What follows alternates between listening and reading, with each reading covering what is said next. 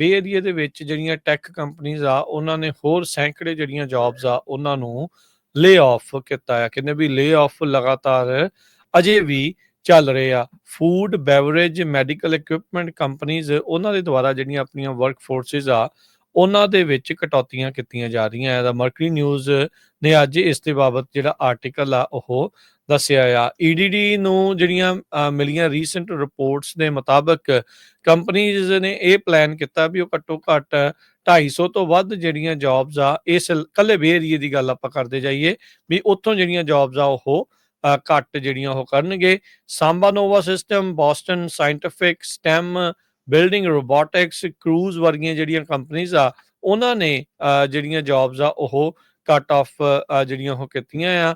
ਇਸ ਤੋਂ ਇਲਾਵਾ ਕੌਨਫਲੂਐਂਟ ਮੈਡੀਕਲ ਟੈਕਨੋਲੋਜੀਜ਼, ਟੀ ਮਰਜ਼ੈਟੀ, ਪ੍ਰੀਮੋ ਬ੍ਰਾਂਡਸ ਇਹਨਾਂ ਨੇ ਵੀ ਜਿਹੜੀਆਂ ਆ ਉਹ ਜੌਬਸ ਕੱਟ ਆਫ ਕੀਤੀਆਂ ਆ।